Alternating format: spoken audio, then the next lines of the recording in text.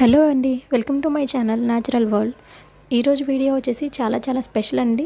మన skin tone అలాగే health, మన గ్లామర్ పెంచుకోవడానికి ఈ స్మూతీ అనేది చాలా ఉపయోగపడుతుంది మనకి.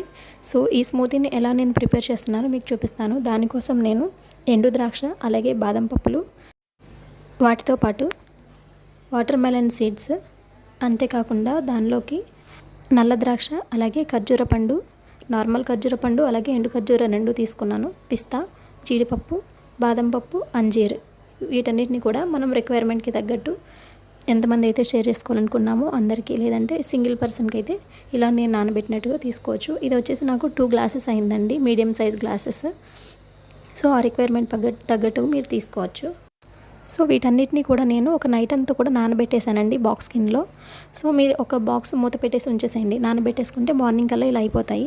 బాదం పప్పులు సపరేట్గా నానబెట్టుకోవాలి, ఎందుకంటే మనం అవి పైన తోలు తీసేస్తాం కాబట్టి. సో వీటిలో కలపకుండా సపరేట్గా నానబెట్టుకుని వాటన్నిటిని ఇలా నేను పైన ఉన్న పొట్టు మొత్తం తీసేసి ఈ విధంగా మిక్సర్లో వేసేసుకున్నాను.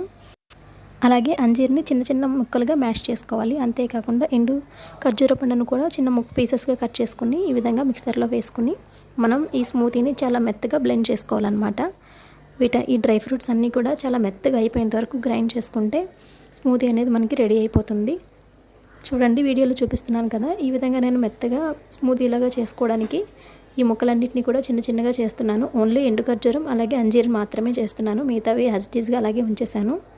సో ఇప్పుడు కొద్దిగా పాలను యాడ్ చేస్తున్నానండి. పాలు వచ్చేసి కొంచెం ఎక్కువగా యాడ్ చేసుకుంటే మనకి ఏంటంటే తాగడానికి ఈజీగా ఉంటుంది, గట్టిగా లేకుండా స్మూతీ అనేది. సో దీనిలోకి నేను షుగర్కి బదులు పటిక బెల్లం యూస్ చేస్తున్నాను. షుగర్ అనేది హెల్త్కి అంత మంచిది కాదు కాబట్టి నేను మ్యాక్సిమం బెల్లం కానీ లేదంటే పటిక బెల్లం కానీ యూస్ చేస్తాను. ఇక్కడ 1 టేబుల్ స్పూన్ పటిక బెల్లం మాత్రమే వేశాను. ఇప్పుడు ఈ స్మూతీ మొత్తాన్ని కూడా మనం ప్రిపేర్ చేసుకున్న తర్వాత ఒక గ్లాస్లోకి సర్వ్ చేసుకోండి. నేను తీసుకున్న క్వాంటిటీ ప్రకారం అయితే 2 మెంబర్స్కి అయింది. Same glass, medium size glass అనమాట. చూసారు కదా.